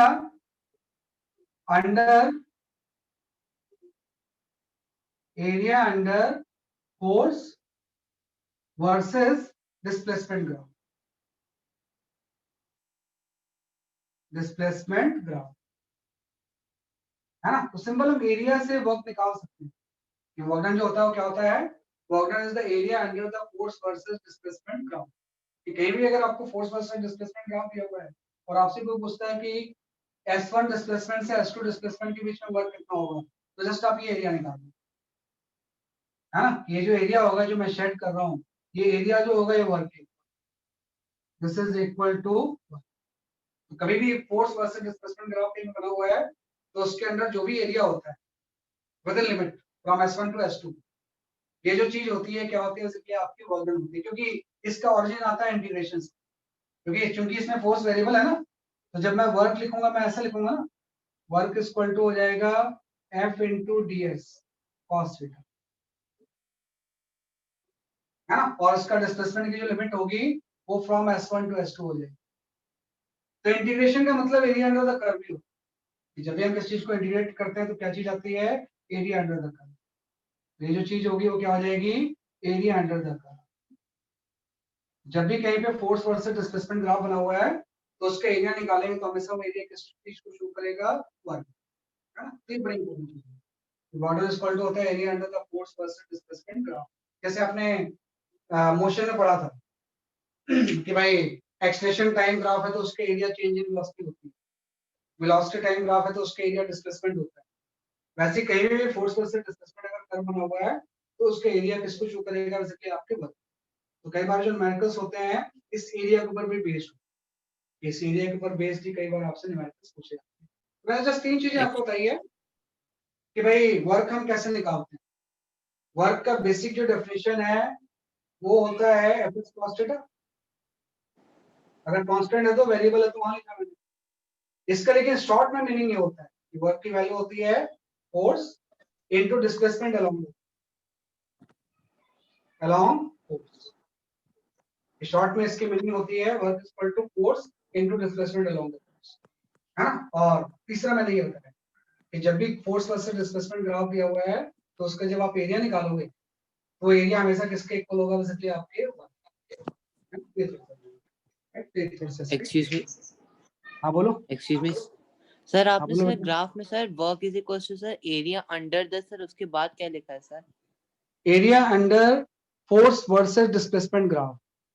sir वो जो आपने सर ग्राफ में सर इंटीग्रेट करने के बाद इज इक्वल्स टू करके जो सर लिखा है, एरिया अंडर द कर्व, ये area under the Okay, graph लिख लो, this is simply equal to the area under the graph लिख लो, या मैंने कर्व लिख लिया। बाकी कोई भी अगर एरिया अंडर द कर्व निकालना है तो उसके लिए हम इंटीग्रेशन यूज करते हैं, बात एक ही चीज है ना, कि एफएस ग्राफ okay का sir, जो एरिया thank you. होता है वो कर सकते हैं आपका वर्क, तो ये हम इसका सॉल्व करें, ठीक है। तो जैसे मैं एक क्वेश्चन देता हूँ आपको, है ना, क्लास विदाउट न्यूमेरिकल नहीं होनी चाहिए, तो एक दो न्यूमेरिकल सॉल्व करो इसके ऊपर आप, तो क्योंकि अब तक तो हम थ्योरी पढ़ रहे हैं, है ना। हाँ, अनन्या सिंह बाद में आपने आंसर सही भेजा था, वो डायरेक्शन आपने ली ना, सीधे मल्टीप्लाई कर दिया, डायरेक्शन इंपॉर्टेंट है उसमें, कि पॉजिटिव वर्क होगा या नेगेटिव होगा, वो इंपॉर्टेंट चीज।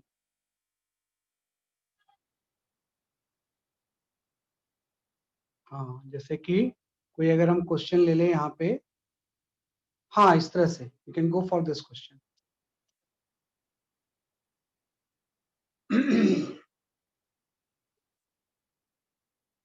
This is a force versus displacement graph, एक ऑब्जेक्टिव क्वेश्चन आता है।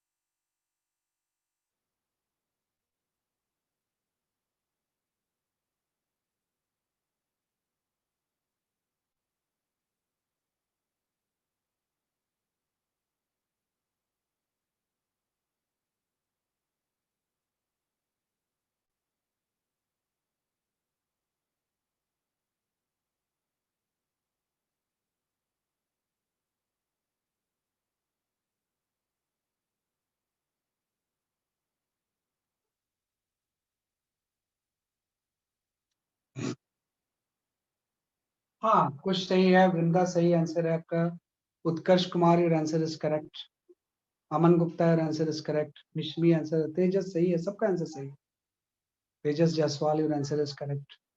वही ना, आ जाएगा कोई सब चीज तो फिर आंसर तो 1 मिनट में आता है। Ananya Singh your answer is correct, Karsh सही है, वृंदा, कुश वाशने, उदिता, है ना, सही है, Akshat Gupta your answer is correct, Shrey सही है, ऋषि सही है, अंकित सही है, रिदम, युग शर्मा, अमन गुप्ता, सबके आंसर सही है, अमन गुप्ता ने सबसे पहले दिया, शुभम अग्रवाल आपका सही आंसर, ठीक है ना, सही है, इसमें कुछ नहीं, आपको एरिया तो निकालना है। पराक्रम Aditya your answer is correct, है ना, कि भाई 3, है ना, 3 और 6, है ना, कुछ नहीं करना है आपको। अभी तो आपने पढ़ा कि भाई इंटीग्रेशन का मतलब ही होता है एरिया अंडर द कर्व निकालना, जब भी किसी कर्व या ग्राफ के अंदर हम एरिया निकालते हैं तो वो क्या होता है, बेसिकली आपका इंटीग्रेशन होता है। तो आपको इस केस में वर्क निकालना है, क्योंकि फोर्स वेरिएबल है। यहाँ देखो, अब तक फोर्स कांस्टेंट था अप टू 3 मीटर तक, फिर इसके बाद ग्रेजुअली डिक्रीज होकर 0 हो 6 मीटर। तो फोर्स कुछ पार्ट में कांस्टेंट है, कुछ पार्ट में वेरिएबल, तो उससे फर्क नहीं पड़ता है फोर्स कांस्टेंट हो या वेरिएबल हो, अगर आपको एरिया वर्क निकालना है तो आपको ये एरिया कहते हैं, एरिया आप निकाल लो। ये एरिया जो होगा ये आपका हो जाएगा 3 × 3 प्लस हाफ, 3 हो जाएगा इंटू 3 हो जाएगा, अल्टीमेटली यहाँ से आपका वर्क की वैल्यू आपकी आ गई 13.5, है ना, कि अगर फोर्स न्यूटन में है और डिस्प्लेसमेंट मीटर में है ना, तो जो वर्क होता है उसकी यूनिट क्या होती है, एसआई यूनिट, जैसे कि आपकी जूल है, तो जूल में आपका क्या आ जाएगा, सके आपका वर्क, है ना, इससे जूल में क्या आ जाएगा, सके आपका वर्क, तो वर्क हम कैलकुलेट कर लेंगे, है ना, तो 13.6 जूल इसका आंसर है, तो इस तरह से करते हैं। ठीक है ना, ये हम कर सकते हैं ऐसे। हाँ, सभी के आंसर सही थे। नेक्स्ट क्वेश्चन देखते हैं।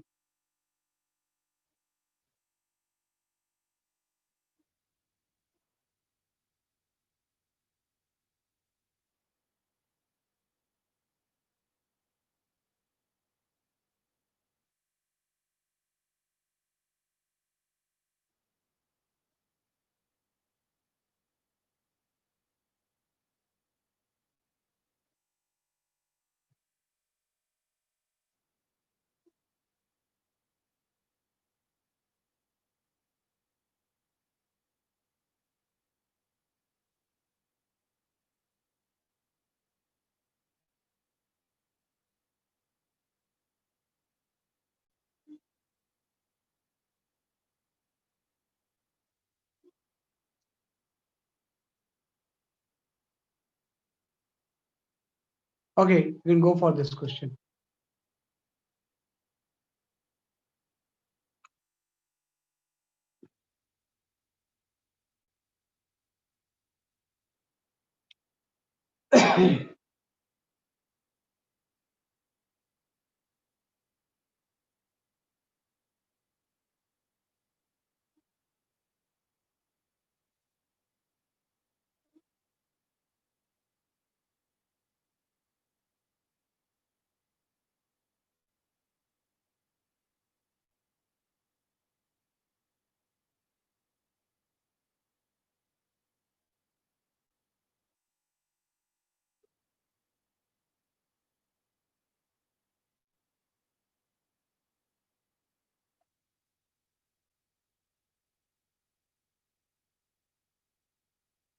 हाँ, Yug Sharma answer correct. Rhythm Rai, your answer is correct.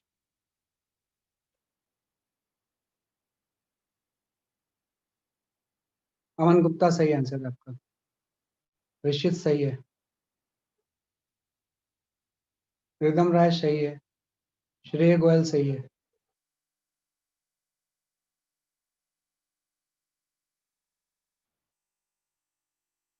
पराक्रम सही है आपका आंसर. मिशमी सही है.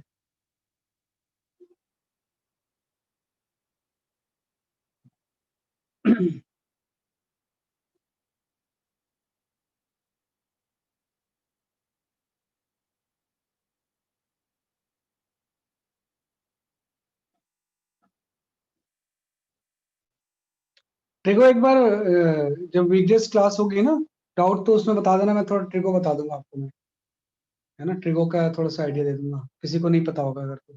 शुभम सही आंसर है. अनन्या बेटा मैंने नहीं बोला मतलब सही नहीं होगा आपका आंसर. अगर सही होता तो मैं जरूर बताता. प्रणव सही आंसर है आपका.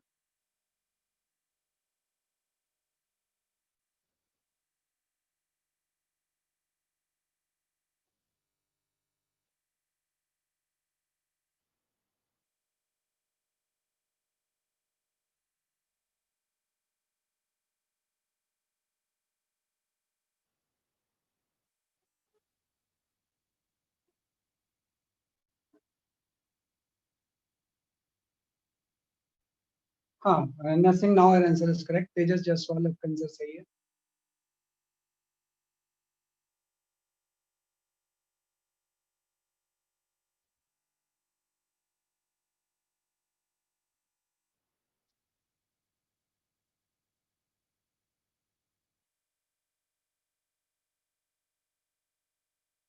सही है. Mayank Shukla, your answer is correct.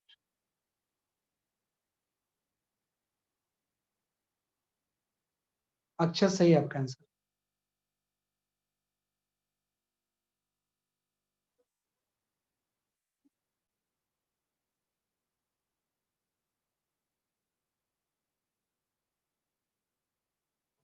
Ankit Verma सही है. ठीक है, मोस्टली आंसर जो बता रहे हैं सही है. कोशिश जगारा, योर आंसर इज करेक्ट. है ना, तो सीधे फॉर्मूला बेस्ड क्वेश्चन है. वर्क की वैल्यू होती है F cos theta. Work equal to क्या होता है, F into S into cos theta. Work इसने बोला 25 जूल है. फोर्स एंड डिस्प्लेसमेंट 10 इंटू 5 है इंटू cos थीटा है ना. तो यहाँ से cos थीटा की जो वैल्यू आ जाएगी वो हाफ आ जाएगी. cos थीटा हाफ होने का मतलब थीटा 6 डिग्री हो जाएगा.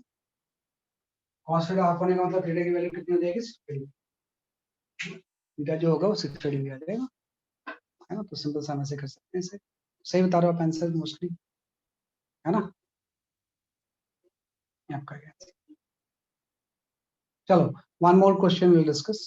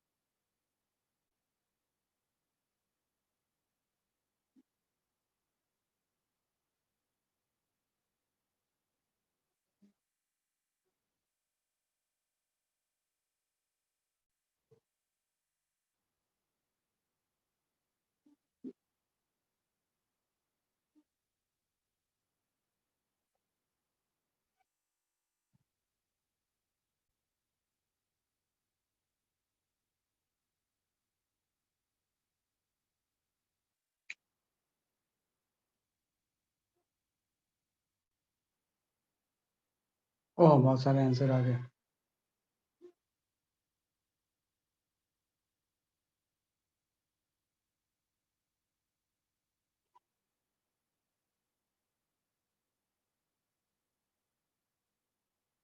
हाँ, काफी लोगों के आंसर सही आ रहे हैं।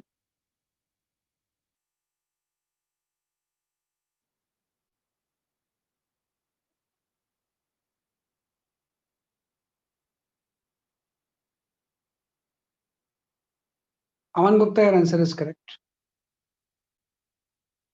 अंकित वर्मा सही है, मयंक सही है, कुश सही है, युग सही है, श्रेया सही है, उत्कर्ष कुमार सही है, सात्विक गुप्ता सही है, रिदम राय सही है, मिसिमी सही है, वृंदा सही है, Shima Agarwal, your answer is correct. Khushi Chakara, your answer is correct. Kushagra Goyal, your answer is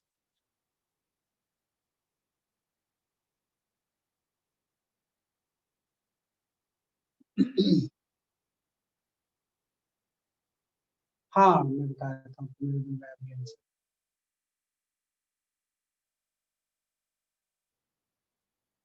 सही है ना? सबका आंसर सही है। D for Delhi option is the correct option. इसका जो डी ऑप्शन है वो सही है ना? कुछ नहीं करना आपको। देखो, आपने फोर्स एफ लगाया, एफ की वैल्यू 40 न्यूटन है, मास 2 kg है और एच 2 मीटर है। एफ और एफ के अलावा जो डिस्प्लेसमेंट हो गया वही तो वर्क होता है। वर्क इक्वल टू हो गया एफ, ये पॉजिटिव है क्योंकि दोनों के बीच में एंगल तो 0 डिग्री है ना, cos 0 1 हो जाएगा। फोर्स की वैल्यू 40 है और डिस्प्लेसमेंट इनटू 2 बोला होगा। फर्स्ट का पार्ट का आंसर जो हो गया वेट टू जूल हो गया, है ना? Work done by applied force ही हो गया। दूसरा हम वर्क डन बाय एमजी भी कर लेते हैं। एमजी तो नीचे लगेगा ना इसमें, और एच डिस्प्लेसमेंट ऊपर हो रहा है, तो वर्क किसकी वैल्यू माइनस एमजी है, हाँ? वेट डाउनवर्ड है, डिस्प्लेसमेंट ऊपर हो रहा है, नेगेटिव वर्क। आपको पता है कि जी इसने टेन दिए हुए हैं। फर्स्ट में वर्क और फोर्स एक डायरेक्शन में नहीं लग रहा? हाँ, तभी तो लिया ना एफ और एच, एक ही डायरेक्शन में तो लग रहा है। सर तो फिर 0 डिग्री। हाँ, 0 डिग्री एंगल होगा। cos 0 1 होता है ना बेटा, cos 0 डिग्री 1 होता है, 90 डिग्री में 0 हो जाता तो मुझे लगा 0 है, है। ना cos 0। cos 0 0 थोड़ी होता है, cos 0 डिग्री 1 होता है, cos 90 डिग्री 0 होता है और cos 180 degree minus 1। First case में एफएच हो गया तो 80 जूल आ गया, और सेकंड केस में वेट डाउनवर्ड, डिस्प्लेसमेंट ऊपर है, बॉर्डर नेगेटिव हो जाएगा। वेट की वैल्यू आपको पता है, ये -2 × 10 × डिस्प्लेसमेंट 2 हो गया, तो ये -40 जूल। तो ये जो आप फोर्स लगा रहे हो वो कुछ पॉजिटिव वर्क कर रहा है, लेकिन वेट कौन सा वर्क कर रहा है, नेगेटिव वर्क। तो इसके अकॉर्डिंग जो डी फॉर दिल्ली ऑप्शन था वो इसका है ना? तो ये हमने किया। तो आज हमने थोड़ा सा वर्क की बेसिक्स पढ़ ली है, वो है ना? तो आज के लिए इतनी काफी है। नेक्स्ट क्लास में आप थोड़ा सा मॉड्यूल से इसको रिवाइज करना। भाई आपको मैंने बताया हुआ है कि मॉड्यूल 3 चीजें ही आपको करनी है इससे, है ना? सबसे पहले तो आपने मॉड्यूल कर लिया, फिर उसके बाद एनसीईआरटी कर लेना है इसकी, और इसके बाद अगर आपको टाइम बचता है तो 11th की एससी करना। सर 11th के एससी वर्मा से कौन से पेजेस करने होंगे? कौन से पेजेस? पेजेस सर, कोई मैं- ऐसा नहीं है, पूरा कर सकते हो उसमें। वो चैप्टर देख लो आप, टॉपिक देख लो, Okay. वर्क एंड कौन सा है, उसमें पूरा कर लो। सर इन 3 बुक्स के बाद भी और कुछ करना है क्या? इसके बाद ज्यादा से ज्यादा आप जिस भी एग्जाम को टारगेट कर रहे हो, लाइक अगर आपको एनटीएससी देना है तो एनटीएससी के प्रीवियस ईयर्स के क्वेश्चंस पेपर, है ना। आपको अगर कोई जेएसटीएस देना है तो उसके प्रीवियस ईयर्स के क्वेश्चंस पेपर, है ना। कि जो भी एग्जाम आप टारगेट कर रहे हो ना एक्स्ट्रा, उस एग्जाम के क्वेश्चंस पेपर करना, सॉल्व क्वेश्चन। जैसे एनटीएससी अगर कोई Okay. टारगेट कर रहा है तो एनटीएससी में क्या आता है, पहले पिछले साल में क्या आया, इस पर्टिकुलर चैप्टर का वो करना होता है ना। कि जिसको जेएसटीएस देना है उसमें क्या आता है उसको करना होता है ना। किसी को डिफरेंट ओलंपियाड्स देने हैं तो ओलंपियाड्स में क्या आता है वो देना है ना। तो मतलब ये तो एक स्टैंडर्ड बुक्स हो गई, ये तो आपको करना है ना। उसके अलावा जो आप एग्जाम को टारगेट करना करके प्रिपरेशन कर रहे हो अपनी, उसको करना है ना। अदरवाइज तो ये दोनों सफिशिएंट है, ये भी एक्स्ट्रा है, ये भी एक्स्ट्रा है ना। ये दोनों तो एक्स्ट्रा है। अगर आपको लगता है कि हाँ मैं कर सकता हूँ क्वेश्चन, मैंने ये सारा कर लिया है, ये दोनों ये मेरे से बहुत इजीली हो रहे हैं, then switch over to this. उसके बाद फिर आपके रिक्वायरमेंट के ऊपर है कि आप किस एग्जामिनेशन की तैयारी कर रहे हो, उसके ऊपर है ना। तो थोड़ा सा मॉड्यूल से पढ़ के आना, तो नेक्स्ट क्लास में इसी लेक्चर को हम कंटिन्यू करेंगे। Bye bye. Thank you, sir. Thank you, sir. Have a Thank nice you. Sir, have a nice Have a day. nice day, sir. Thank you, sir. Have a nice day, sir.